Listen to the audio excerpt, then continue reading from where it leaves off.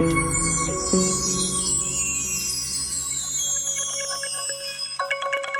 Hind friends. तो अभी हम देखने वाले हैं भाई, अभी हम क्या देखने वाले हैं? अभी हम देखने वाले हैं इंडियन पॉलिटी में हम अभी तक अनुसूची को पढ़ रहे हैं। अनुसूची हमने पढ़ लिया है, अब हमें देखना है आर्टिकल।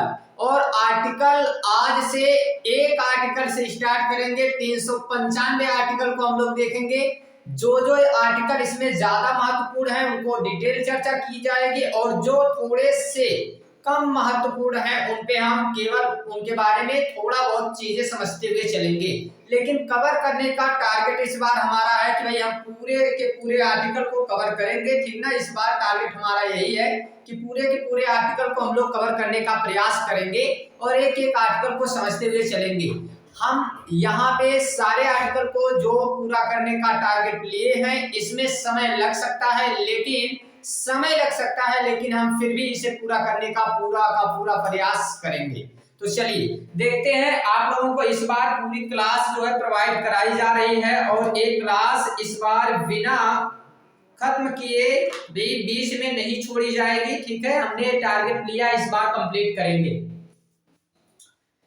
चलिए आते हैं, और यहाँ से ये तो अनुसूची हो गई है। यहाँ से यहाँ तक अभी अगर हम बात करें तो हमने बहुत कुछ पढ़ लिया है कि पहली बार एम.एन. राय ने 1934 ईस्वी में कांग्रेस ने आधिकारिक तौर पर कैबिनेट मिशन ये संविधान सभा बनाता है, और फिर इसमें 389 सदस्य रहते हैं, जिसमें से 293 सदस्य कौन से रहते हैं? तो 296 सदस्य कौन से रहते हैं? ब्रिटिश प्रांत से आते हैं, और इसमें देशी रियासत से 93 सदस्य आते हैं, ठीक है। इसी के साथ हमने ये भी बात किया था इसमें कि भाई ये पहली बार संविधान सभा बनी कब थी? तो संविधान सभा बन गई थी 6 दिसंबर को, और इसमें पहली बैठक 9 दिसंबर को हो गई थी, जिसमें हमने अस्थायी अध्यक्ष बना दिया था सच्चिदानंद सिन्हा को, और 11 दिसंबर को जो दूसरी बैठक होती है इसमें हमने सच्चिदानंद सिन्हा को हटाकर डॉक्टर राजेंद्र प्रसाद को अस्थायी अध्यक्ष बना दिया, और एच.सी. मुखर्जी को क्या हमने बना दिया? उपाध्यक्ष बना दिया था। इतनी चीजें यहाँ पे हमें पता चली।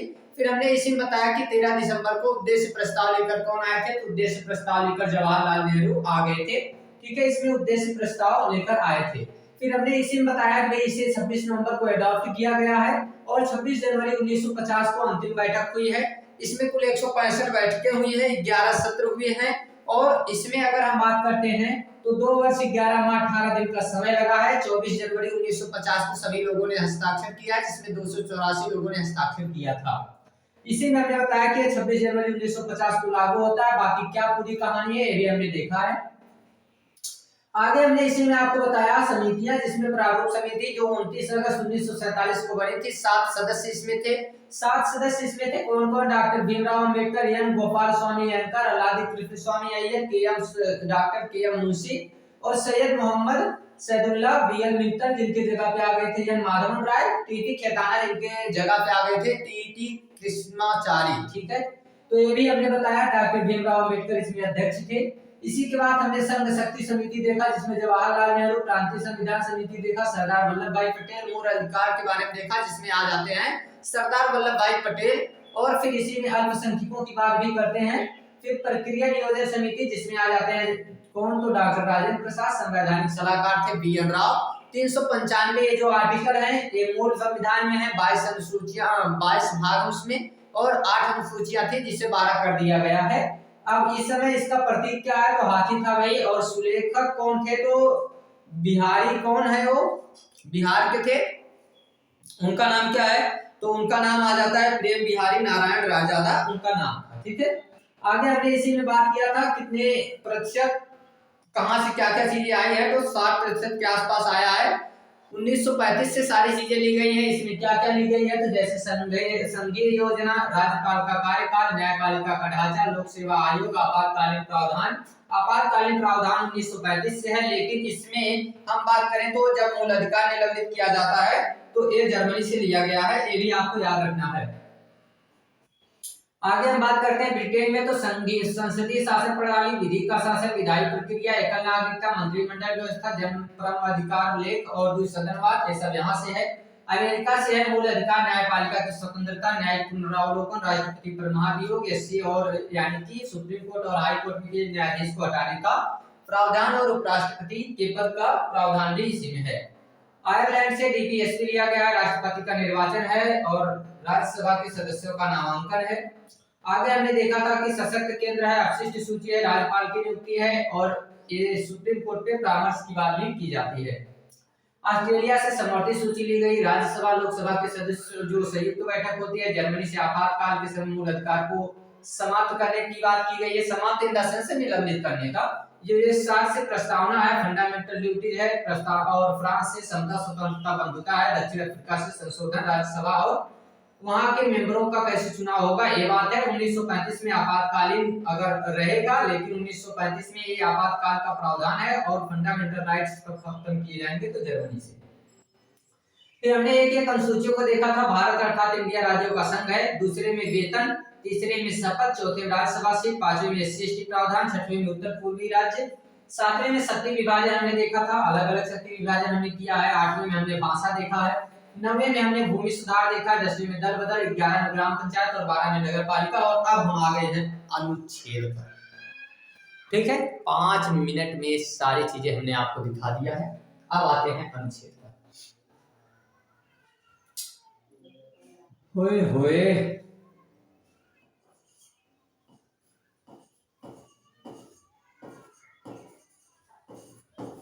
अनुच्छेद जिसे कहते हैं आर्टिकल।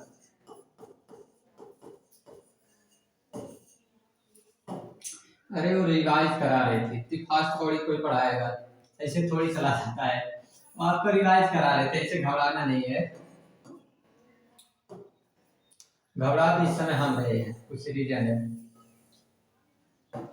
ठीक है, घबरा हम रहे हैं थोड़ा सा। चलिए देखते हैं और समझते हैं क्या। तो पहली बात आर्टिकल नंबर 1, देखिए कुछ बेसिक बात कि ये पूरा संविधान हमारा जो है, इस पूरे संविधान में अगर हम बात करें, ये एक किताब है, एक बुक है, ठीक है।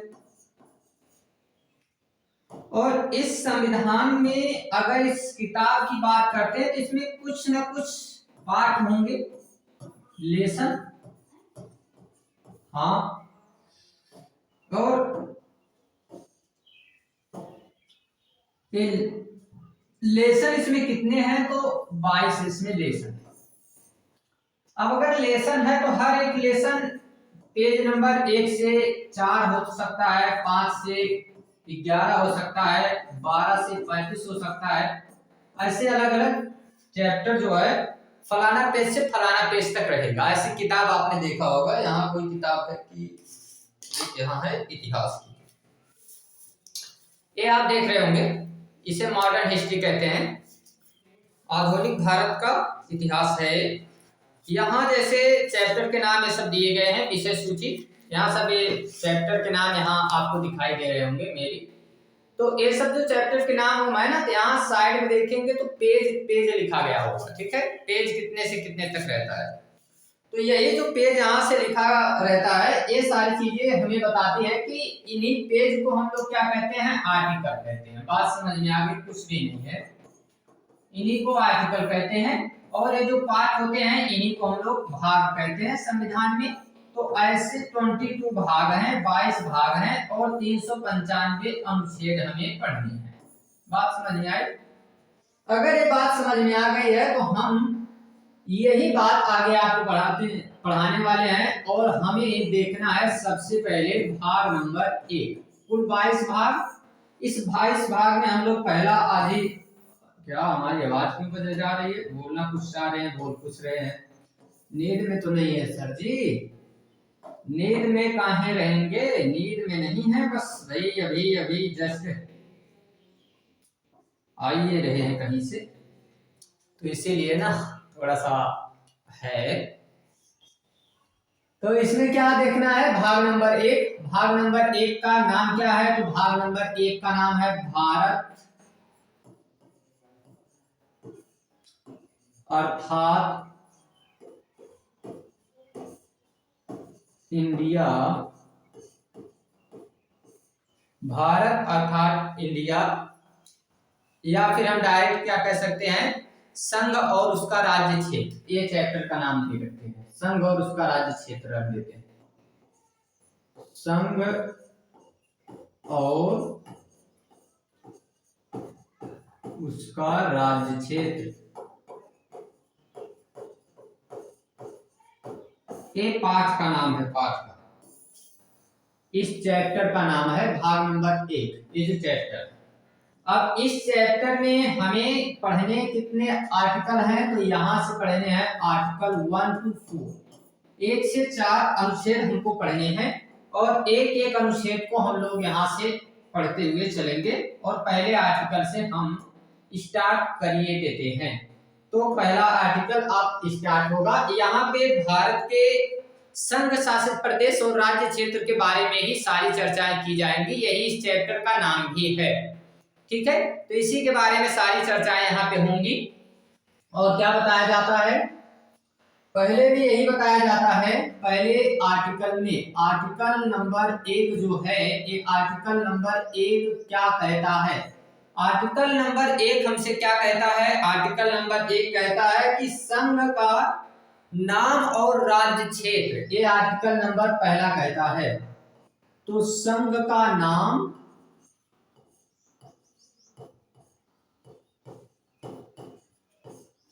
और राज्य क्षेत्र, संघ का नाम और राज्य क्षेत्र, ये आर्टिकल नंबर 1 हमें बताता है। इसमें कुछ पॉइंट क्या क्या याद रखनी है, ये तो इस आर्टिकल का नाम है भाई, इस आर्टिकल का नाम रख दिया गया संघ और राज्य क्षेत्र, ठीक ना, संघ का नाम और राज्य क्षेत्र जो है इस आर्टिकल का नाम रख दिया गया है। और इसी में अब हमको क्या करना है, तो इसी में कुछ पॉइंट याद रखने हैं। और क्या क्या पॉइंट याद रखना है, तो ये सिंपल सी पॉइंट एक पहले याद रखना है कि भारत अर्थात इंडिया, भारत अर्थात इंडिया राज्यों का संघ होगा, राज्यों का संघ होगा,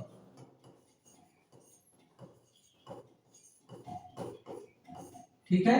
भारत अर्थात इंडिया क्या होगा, ये राज्यों का संघ होगा, ठीक है। इसका मतलब यही है कि भारत जो है ये राज्यों का संघ है, इसमें अलग अलग राज्य हैं और वो सभी राज्य मिलकर क्या बने हैं भाई, एक देश बने हैं, ठीक है। ये कभी अलग नहीं हो सकते हैं, इन राज्यों को अलग होने का कोई अधिकार नहीं है, ये सभी राज्य मिलकर क्या बनाते हैं, तो सभी राज्य मिलकर हमारा देश यानी कि एक संघ बनाए हुए हैं, ठीक है। तो भारतीय संघ जो है ये राज्यों के बीच किसी भी प्रकार के समझौते को नहीं मानता है, किसी भी प्रकार के समझौते का परिमाण नहीं है, ठीक है। तो हम क्या देखेंगे भाई, हम यही देखेंगे कि पहले पॉइंट इसमें याद रखनी है, पॉइंट ऐसे नहीं ऐसे बना दीजिए। तो इसमें पॉइंट क्या याद रखनी है कि जो भारत का संघ है, ठीक है, यानी कि जो भारत एक संघ है, ये बात हमको समझ में आती है, ठीक। भारत क्या है, तो एक संघ है, तो भारतीय संघ राज्यों के याद रखना क्या है, तो याद रखना है कि भारतीय संघ राज्यों के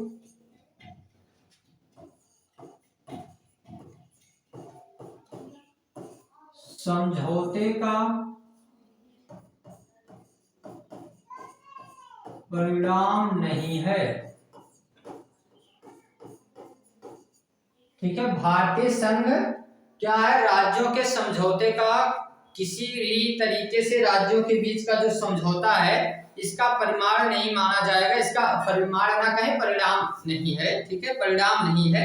यानी हम ये सिंपल सी बात क्या कहना चाहते हैं कि जो आर्टिकल 1 है ये कहता है कि किसी भी तरीके से हम लोग 3 तरीके का देखिए संघ होता है, पहले तो इस बात को आप समझिए, बड़ी बेसिक बात है। एक होता है जिसको नाम दिया जाता है फेडरेशन,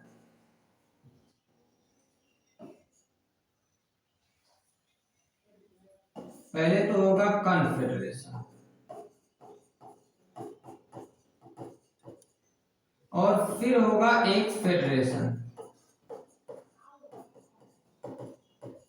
और एक होगा यूनियन। ठीक है, ये तीन चीजें आपको यहां से बात समझ में आनी चाहिए। कन्फेडरेशन का मतलब क्या होता है? परिसंघ। और फेडरेशन का मतलब होता है संघ। और यूनियन का मतलब भी क्या होता है? संघ। ठीक है, अब इसका मतलब ये समझिए ना, परिसंघ का मतलब है कि कोई भी राज्य किसी भी समय अलग हो सकता है। तो किसी भी समय ये अलग हो सकता है। ठीक है, इसे अलग होने का पूरा अधिकार होता है। लेकिन संघ में कुछ शर्तें होती हैं, कुछ शर्तें हैं इसमें कि ये अलग हो सकता है, लेकिन कुछ शर्तों के अनुसार। और यूनियन जो होता है कि किसी भी कीमत में अलग होने का कोई अधिकार नहीं है। ऐसा समझिए ना कि कोई एक ऐसा परिवार है जहां के जो मुख्य व्यक्ति हैं वो इतने स्ट्रिक्ट हैं कि उनके घर का कोई अलग होने का प्लान भी बनाए तो कूट के सही कर देते हैं, अलग होने नहीं देते। और कुछ एक ऐसा परिवार लीजिए जहां मन करे सो धीरे से अलग हो जाए। तो इस तरीके का समाज, और ऐसा ही हमारे यहाँ ये मिलता है व्यवस्था इसमें कि एक होता है जिसको कहते हैं कन्फेडरेशन, यानी परिसंघ, कभी भी अलग हो सकते हैं।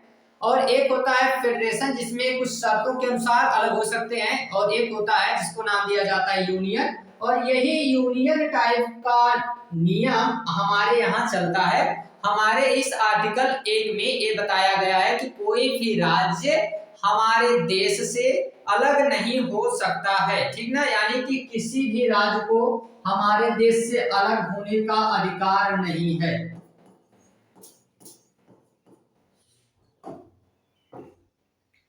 किसी भी राज्य को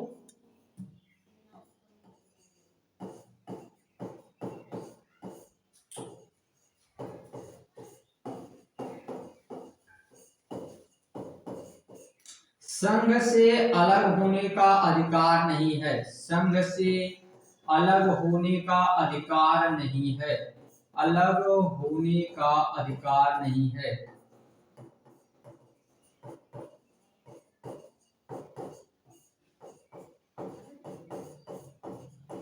अधिकार नहीं है। ठीक है, तो इसको ऐसे आपको थोड़ा सा हम एग्जाम्पल देके बताते हैं। जब तक एग्जाम्पल देते नहीं ना, मन नहीं मानता है हमारा भी। ये समझिए कि हमारे पास 3 ऐसी फैमिली थी। पहली ए नाम की फैमिली, दूसरी बी नाम की फैमिली, तीसरी सी नाम की फैमिली। ये 3 तरीके की फैमिली थी। अब यहां से हुआ यूं कि ये जो ए नाम की फैमिली है, यहाँ के जो भी मतलब इनके घर में जो भी सदस्य है, कोई भी सदस्य चाहे तो अपने आप जब मन करे तो अलग हो जाता है। और ये जो बी नाम की फैमिली है, यहाँ पे अलग होने के लिए क्या करना पड़ता है? कुछ शर्तें लागू करनी पड़ती है और शर्त के अनुसार ये भी अलग हो जाते हैं। लेकिन सी नाम का फैमिली जो है, इस फैमिली से कंडीशन कोई भी हो, किसी भी परिस्थिति में, किसी भी समय में, कोई भी कंडीशन हो, पर नो चांस फॉर अलगाव। अलगाव का कोई चांस ही यहाँ पर नहीं है। कोई चांस नहीं है कि अलग हो जाएं। तो इसी तरीके की व्यवस्था हमारे भारत में दी गई है, जहां कहा गया है कि किसी भी राज्य को अधिकार नहीं है संघ से अलग होने का। अगर ये अधिकार दिया गया रहता तो कोई भी राज्य कल को आता और कहता कि भाई हम जाएंगे, पाकिस्तान चले जाएंगे, बांग्लादेश चले जाएंगे। तो अधिकार नहीं है इनको अलग होने का। इनको कहा गया है कि आप अपने मर्जी के नहीं है, ऐसे थोड़ी अलग हो सकते हैं, आप अलग होके कहीं नहीं जा सकते हैं। तो इसलिए ये चीजें यहाँ पे बताई गई हैं कि आपको अलग नहीं होना है। इसका पासपोर्ट क्यों ऑफ हो जा रहा है बार बार, समझ नहीं आ रहा है।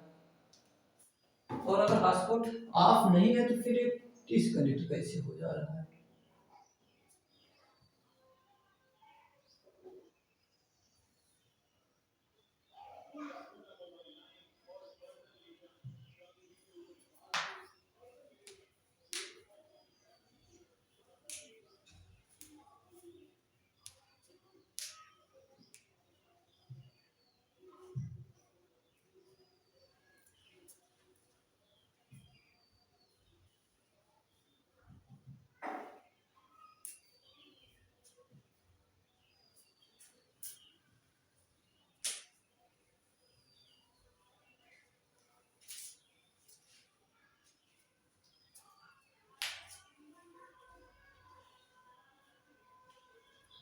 चलिए कोई ना, देखते हैं हम लोग।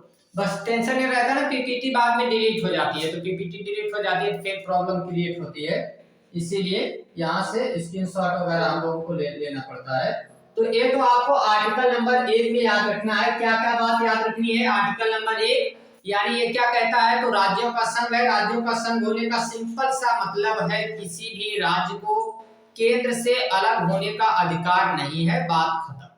बस इतनी सी बात है, ठीक है, इतनी सी बात यहाँ पे बताई गई है।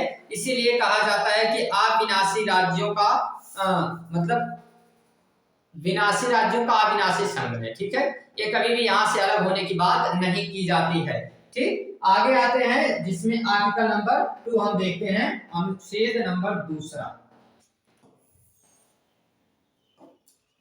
यहां से अब समझना है अनुच्छेद 2 और ये क्या कहता है, आर्टिकल नंबर 2। देखिए एक बड़ी सिंपल सी बात ये भी कहता है भाई। अच्छा सर जी, सब लोग सिंपल बात कहते हैं तो फिर आप क्यों कठिन बात बता देते हैं हम लोगों को? नहीं नहीं, कठिन नहीं है, ये कठिन जैसी कोई बात यहाँ पे तो नहीं है। तो यहाँ पे क्या बताई जाती है? यहाँ पे बताई जाती है कि नए राज्यों का प्रवेश या उनका क्या होगा, तो स्थापना की जाएगी। तो नए राज्यों के प्रवेश या स्थापना की बात की गई है।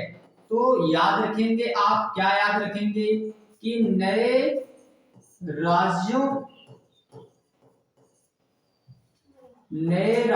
का प्रवेश, नए राज्यों का प्रवेश और स्थापना, ये आर्टिकल नंबर 1 में नहीं बल्कि 2 में बताया गया है। आर्टिकल नंबर 2 में ये बात बताई गई है। इसका सिंपल सा मतलब क्या है? इसका मतलब है कि संसद को ये अधिकार दिया गया है, संसद को ये अधिकार दिया गया है कि संसद क्या कर सकती है, नए राज्यों को संघ में शामिल कर सकती है, ठीक है। तो संसद को कुछ अधिकार हैं कि जो भी नया राज्य है, किसी भी नए राज्य अथवा देश के टुकड़े को या देश को अपने देश में मिला सकती है। और इसी आर्टिकल के तहत हम लोग पाकिस्तान को अपने देश में मिला सकते। अच्छा सर जी, ये बात है? हाँ यही बात है, हम लोग पाकिस्तान को भी अपने देश में मिलाएंगे, उसको एक नया राज्य बनाएंगे, ठीक है। तो जल्द ही उसको हम लोग मिलाने वाले हैं। तो नए राज्यों को भारत में मिलाने की बात कहां से की गई है, तो भारत में मिला सकते हैं और ये आर्टिकल नंबर 2 में बताई गई है। इसी के तहत क्या कोई आज तक मिलाया गया है? बिल्कुल मिलाया गया है। मिलाया गया है सिक्किम। कौन मिला दिया गया सर जी? सिक्किम मिला दिया गया, सिक्किम। अच्छा, सिक्किम हमारे देश का नहीं है? बिल्कुल नहीं है, लेकिन था नहीं। तो सिक्किम को हमने मिला दिया 1975 में। 1975 में हमने सिक्किम को मिला दिया था इसी आर्टिकल के तहत। ये बात जो है आपको याद रखनी चाहिए कि इसी आर्टिकल के तहत सिक्किम मिलाया गया था। पहले सिक्किम भारत का राज्य नहीं था, ये तिब्बत में था, तिब्बत के पास स्थित। तो भाई इसको ना, ये जो सिक्किम है, सिक्किम ये जो दिखाई देता है, यहाँ जो ये सिक्किम दिखाई दे रहा है, इस सिक्किम पहले ही तिब्बत वाले क्षेत्र में इधर बहुत तूफान मचा था। तो ये बेचारा आया हमारे पास और बोला कि जानते हैं जी, हम आपके साथ जुड़ना चाहते हैं।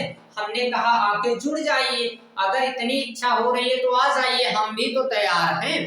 तो बोले कि जानते हैं, बट एक प्रॉब्लम है कि हम लोग आपके देश में आए और कहीं फिर हमको अच्छा ना लगे तब। तो हमने कहा कुछ दिन तक घूम लो, कुछ दिन तक घूम के यहाँ चेक कर लो। और उसको लगा कि घूमते हैं, अगर अच्छा नहीं लगेगा तो फिर चले जाएंगे। उससे क्या पता था कि उसको हमने यूनियन पे साइन करवा दिया। मतलब एक बार अगर आपने साइन कर दिया तो फिर जीवन में कभी अलग नहीं हो सकते हैं। तो इसलिए हमने उसको क्या किया कि अपने देश में मिला लिया, और एक बार मिल गया तो अभी उसको भी अच्छा लगने लगा है। और भाई हम लोग अच्छे लोग हैं, हम इतने अच्छे लोग हैं कि यहाँ भारत देश में अच्छे लोग तो है ये हैं, ठीक है। यहाँ किसी भी व्यक्ति को, जानवर को, सबको पूजा जाता है, अच्छे से ढंग के देखा जाता है, मतलब सांप को दूध पिलाया जाता है ना।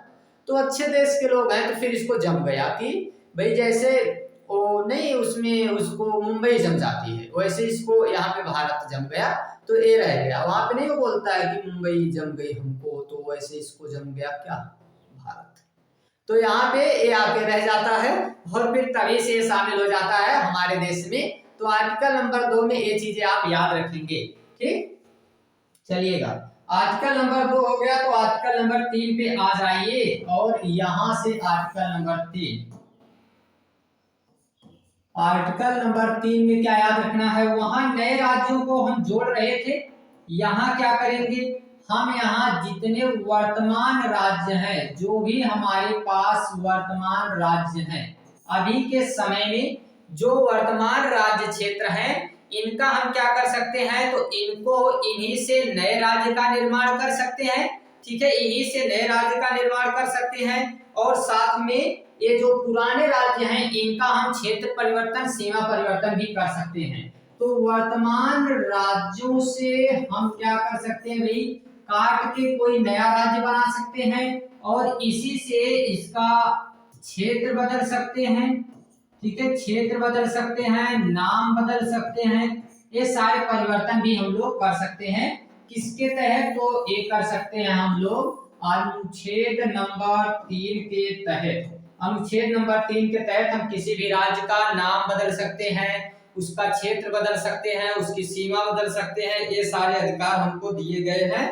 और ये बताया गया है कि कौन कर सकता है, तो संसद ही कर सकता है। इसमें भी संसद को ही अधिकार यहाँ पे भी दिया गया है कि वो 2 या 2 से अधिक राज्यों को जोड़कर एक नया राज्य बना सकता है, ठीक है, कोई एक नया राज्य बना देगा, या फिर एक ही राज्य से तोड़कर 2 नया राज्य बना सकता है।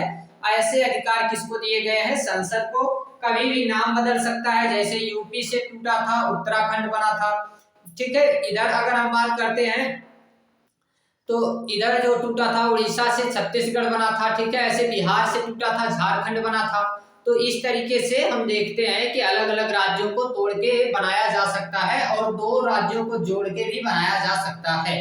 तो राज्यों को तोड़ के बनाना, राज्यों को जोड़ के बनाना, ऐसे अधिकार किसके पास हैं, अनुच्छेद नंबर 3 के तहत संसद के पास ऐसे अधिकार दिए गए हैं कि जिसमें हम किसी भी राज्य को तोड़ के या बना के हम कर सकते हैं, ठीक है।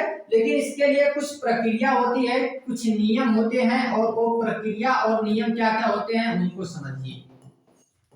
इसके लिए कुछ प्रक्रिया है, और वो प्रक्रिया क्या है, तो पहली बात ये बताई गई है कि इसके लिए क्या करना पड़ेगा भाई, संसद के पास तो ये अधिकार दे दिया गया, ये हमने कह दिया कि संसद ही इसको क्या करेगी, वही बना सकती है।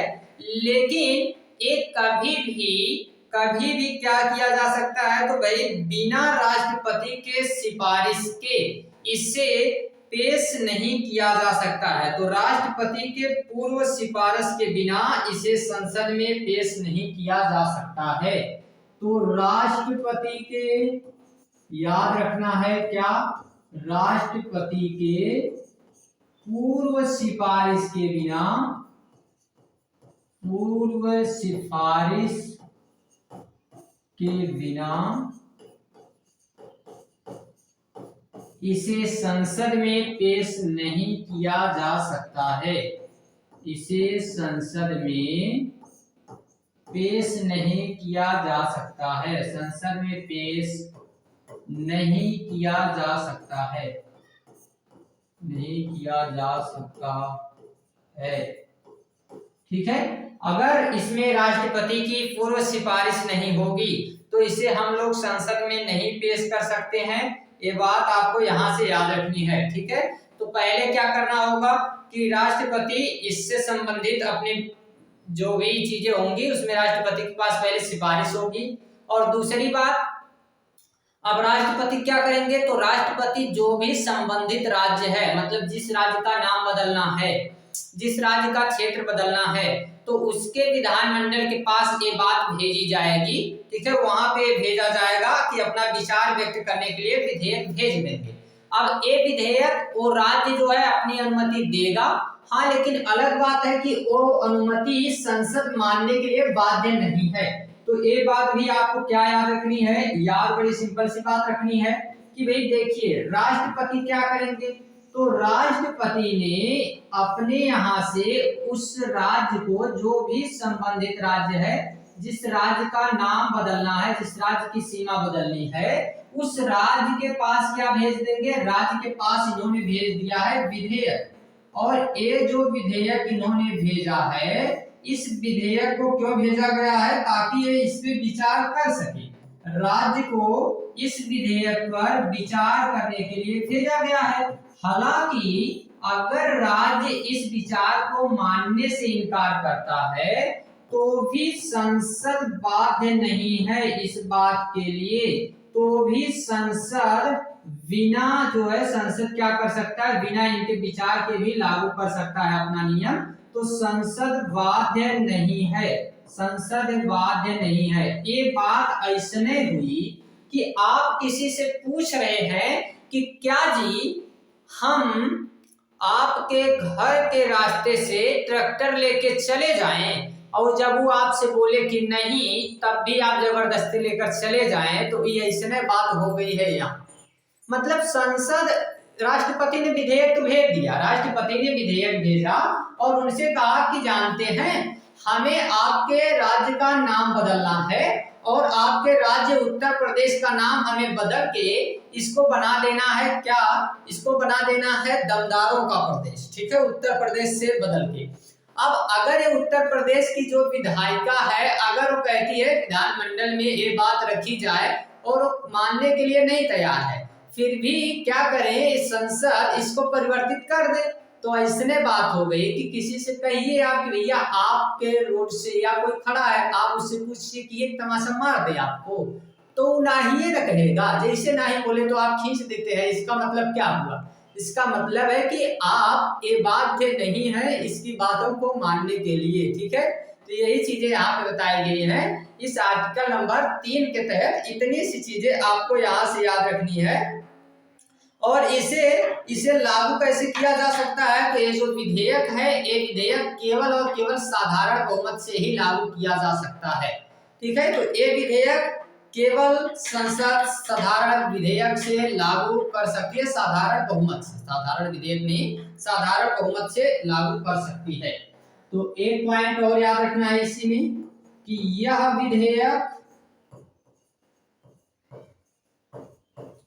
विधेयक संसद केवल साधारण बहुमत से लागू कर सकती है, साधारण बहुमत से लागू कर सकती है, या हम बात करें लागू ना करके पारित कर सकते हैं, तो भाई साधारण बहुमत से पारित कर सकती है, लागू की जगह पारित लिख लीजिएगा, पारित कर सकती है, ठीक है, साधारण बहुमत से पारित कर सकती है, ठीक। ये इतनी बात किसने याद रखना है, ये इतनी बात आर्टिकल नंबर 3 में याद रखना है, आर्टिकल नंबर 3 में, ठीक। आगे अगर हम बात करते हैं तो आर्टिकल नंबर 4, और क्या कहता है आर्टिकल नंबर 4। ऐसे तो आर्टिकल 4 बहुत ही सिंपल है, कह दिया जाता है कि दोनों में अगर 2 और 3 के तहत कोई काम है तो 4 में ये कहा गया है कि राष्ट्रपति इसमें टांग नहीं अड़ाएंगे, मतलब हस्तक्षेप नहीं करेंगे। ये तो सिंपल बात है, बट हम इसमें क्या क्या आपको बताते हैं, तो इसमें जो चीजें, मतलब जो आर्टिकल 2 और 3 है, ठीक है, इसके तहत ये बताया जाता है कि 4 की बात जब आती है तो ये कहता है कि पहली और चौथी जो अनुसूची है, इसके लिए अनुपूरक मामले जो होते हैं उन सभी को इसी में ऐड किया जाता है।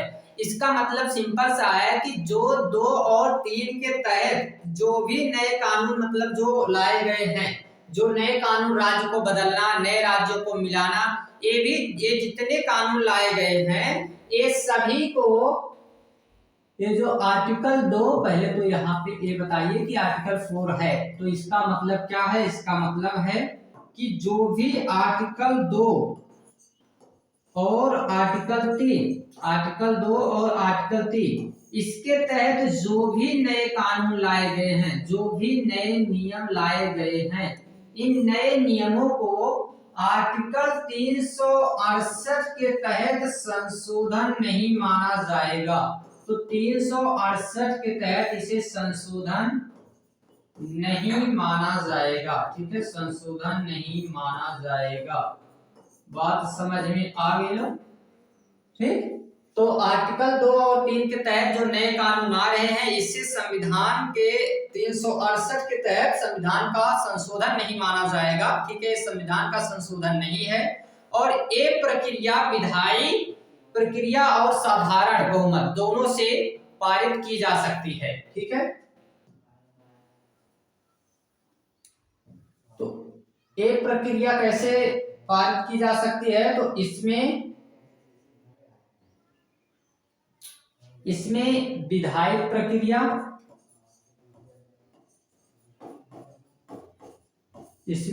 विधायी प्रक्रिया और साधारण बहुमत दोनों तरीके से पारित किया जा सकता है।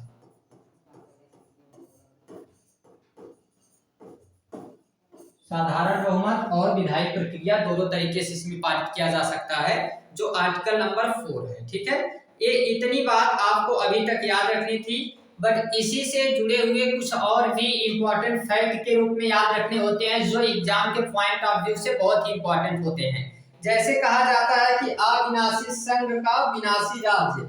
इसका क्या मतलब है कि हमारा संघ जो है ये कभी टूट नहीं सकता है, लेकिन इसमें राज्य जो है ये भले विनाशी हो, मतलब अलग अलग राज्यों का मिलकर बना हुआ एक संघ है। तो ये पॉइंट पूछी जाती है कि ऐसा कौन है? ऐसा भारत है। तो इसीलिए कहा जाता है कि अविनाशी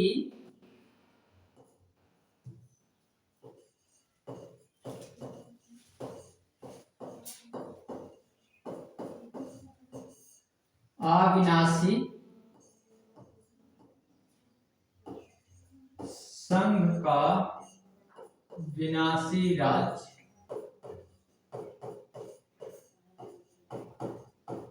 ऐसी बात भारत के बारे में बताई जाती है।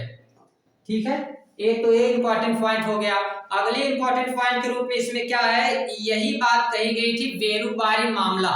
जो बेरुबारी मामला 1960 का था, इसमें सुप्रीम कोर्ट ने कहा था कि भारतीय क्षेत्र किसी भी विदेशी मामले को नहीं सौंपा जा सकता है। ठीक है, किसी भी विदेशी देश को नहीं सौंपा जा सकता है। ये संविधान के तहत इसमें संशोधन की आवश्यकता होगी, ऐसा नहीं कि आर्टिकल 3 के तहत दे दें। तो इसी में एक पॉइंट याद रखना है कि जो बेरुबारी मामला था, बेरुबारी यूनियन मामला, बेरुबारी जो यूनियन मामला था, इस मामले में अगर हम बात करते हैं 1960 का ये मामला, इसमें सुप्रीम कोर्ट ने कहा कि भैया अगर कोई भारतीय राज्य है, कोई भी भारतीय राज्य है, और इस भारतीय राज्य की अगर हम बात करते हैं, इसे विदेश में मतलब किसी दूसरे देश को देना है, किसी दूसरे देश को देना है, तो 368 के तहत इसे संशोधन करना पड़ेगा। संशोधन करना पड़ेगा।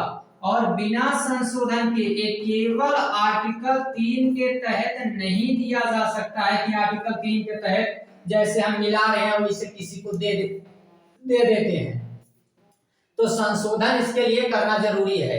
नए राज्य बना सकते हैं, मिला सकते हैं, लेकिन देना किसी को, बाप रे बाप, ऐसे कैसे आप हमारे राज्य को दे देंगे? तो ये चीजें यहाँ से नहीं दी गई हैं। ठीक है, हाँ, लेकिन एक बात ये भी है कि हम क्या कर सकते हैं, तो भाई अपने यहाँ के जैसे जम्मू कश्मीर हो गया, ठीक है, जम्मू कश्मीर हो गया, इसी में अगर हम बात करते हैं तो जो लद्दाख हो गया, इनको हम क्या कर सकते हैं, तो इनको हम ये जितने भी हैं इनको हम क्या कर सकते हैं, तो भाई पहले ये अगर केंद्र शासित प्रदेश है तो इनको हम राज्य बना सकते हैं।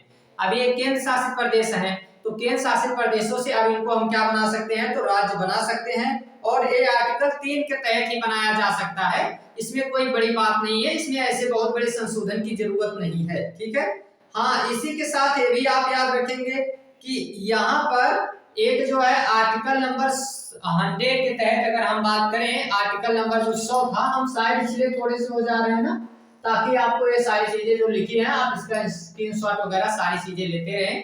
तो कोई प्रॉब्लम आपको ना हो, ठीक है। इसीलिए इतनी स्लाइड से इधर ही रहते हैं, तो आप उधर रहिए, हम इधर रहते हैं। बाकी आपको सारी चीजें समझ में आती रहेगी, कोई इसमें प्रॉब्लम वाली बात नहीं है। तो आर्टिकल 100 था आर्टिकल 100, और इसी आर्टिकल 100 के तहत क्या कहा गया था कि बांग्लादेश के साथ हम लोग जो भूमि उसको कुछ दिए थे, उससे कुछ भूमि लिए थे। तो जो कुछ भूमि उसको दिए थे और उससे कुछ भूमि लिए थे, तो इसके कारण ये जो 368 था, ठीक है, 368, ये 368 के तहत हम लोगों को संशोधन करना पड़ा था। और ऐसा इसलिए क्योंकि ये बेगूबारी केस में कहा गया था कि कोई भी चीज हम लोग बिना संशोधन के नहीं ले सकते हैं। तो इसीलिए ये आर्टिकल 100 जो संशोधित करके, इस आर्टिकल 100 के तहत हम क्या किए थे, इसके तहत हमने बांग्लादेश से कुछ कुछ जमीनें ले ली थी और कुछ कुछ जमीनें उसको दे दी थी। तो ये जो बांग्लादेश से कुछ जमीन लेके उसको दे दिए थे, इसके लिए हमको संशोधन की जरूरत थी, इसीलिए संशोधन किया गया था। तो अभी तक हमने क्या देखा है, अभी तक हमने देखा है ये पूरा भाग नंबर 1 कंप्लीट हो गया है। आर्टिकल 1 से लेकर आर्टिकल 4 डिटेल में हमने कवर किया है, एक एक आर्टिकल को, और ये सारी चीजें यहाँ से अब आपको कंप्लीट हो गई हैं। एक भी क्वेश्चन इससे ज्यादा आपको कभी नहीं पूछा जा सकता है। आप दे लीजिए जितने एग्जाम आपको देने हैं, ठीक है, जो भी एग्जाम देना है दे लीजिए। इस आर्टिकल 1 से लेकर आर्टिकल 4 तक एक भी क्वेश्चन, एक सिंगल क्वेश्चन आपका नहीं छूटेगा। जो भी एग्जाम देना है देके आ जाओ, मामले से जुड़ा हुआ आ जाए, राज्य को जोड़ने से आ जाए, संशोधन से आ जाए, डजंट मैटर कोई भी हो, उसमें इससे और ऐसे 395 अनुच्छेद हम जब देखेंगे ना, उन 395 अनुच्छेद में भी यही दावा आपके सामने ठोक कर जाएंगे कि एक भी क्वेश्चन वहां से नहीं छूटने वाला है, ठीक है, कुछ भी नहीं छूटेगा, सारी चीजें कवर हो जाएंगी। इसलिए आप विदाउट टेंशन बिल्कुल जाइए और मस्त रहिए, कोई भी दिक्कत इसमें नहीं होने वाली है। अगले लेक्चर में हम लोग क्या देखेंगे, तो आर्टिकल 5 से लेके आर्टिकल 11 तक देखेंगे, जिसे सिटीजनशिप के नाम से जाना जाता है, नागरिकता का वो अनुच्छेद कहा जाता है, ठीक है, नागरिकता का अनुच्छेद, और उसके बारे में भी एक एक हम समझेंगे। तो अभी हम लोग क्या करते हैं, अभी मिलते हैं अगली क्लास में, ठीक है। अभी अगर स्टार्ट करेंगे कोई मतलब नहीं है, बहुत लेंथी क्लास चली जाएगी, तो फिर तो ऐसे ऐसे एक एक भाग को निपटाते हुए हम लोग चलते हैं, ठीक है। बाकी आप लोग बिल्कुल निश्चिंत होकर सारी चीजें करते रहिए, ठीक है। चलिए मिलते हैं फिर, तो तब तक के लिए थैंक्स, टेक केयर, बाय।